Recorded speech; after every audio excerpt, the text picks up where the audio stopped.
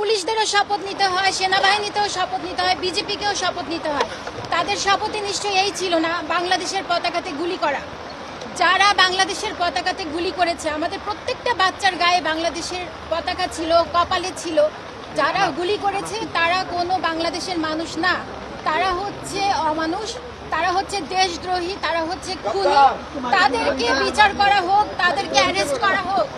আমাদের যে বাচ্চাদেরকে, যেই ছোট ছোট বাচ্চাদেরকে, স্টুডেন্টদেরকে যাদেরকে অ্যারেস্ট করা হয়েছে, তাদেরকে অবিলম্বে মুক্তি দেওয়া হোক।